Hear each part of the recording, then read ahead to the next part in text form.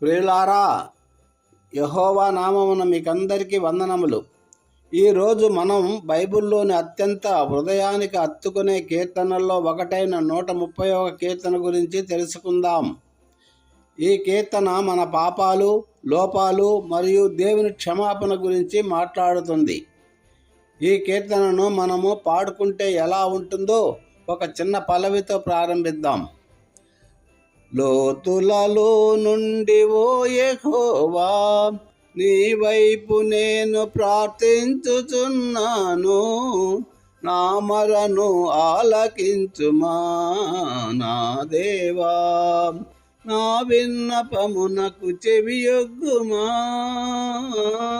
నా విన్నపమునకు చెవియొగ్గుమా. హల్లెలూయా. ఇప్పుడు మొదటి 4 వచనములు చదువుదాం.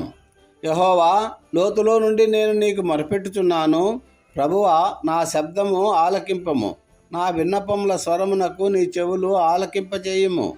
యెహోవా, నీవు దోషములను కనిపెట్టి చూచిన యెడల ప్రభువా, ఎవడు నిలవగలడు? అయినను నీ యందు భయభక్తులు కలుగునట్లు నీ వద్ద క్షమాపణ దొరుకును.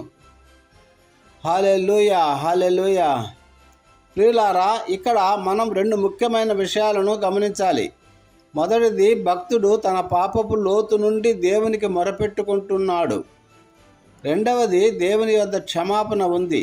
ఇది మనకు గొప్ప వాగ్దానం దేవుడిచ్చినది. ఒక చిన్న ఉపమానం.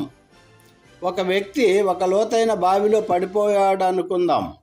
అతను తనంతట తాను పైకి రాలేడు కదా. బావి లోతులో నుండి అతను పైకి చూస్తూ సహాయం కోసము అరవడం తప్ప ఏమీ కూడా చేయలేడు. అతను పైకి ఎవరైనా వచ్చి ఒక తాడు వేసి తనను పైకి లాగుతారని ఆశగా ఎదురు చూస్తుంటాడు. ఇక్కడ మనము కూడా మన పాపాల వల్ల, బలహీనతల వల్ల ఆ బావిలోని వ్యక్తి లాంటి వారమే. మనంతట మన పాపాలను పోగొట్టుకోలేం. మనకు దేవుని సహాయము కావాలి.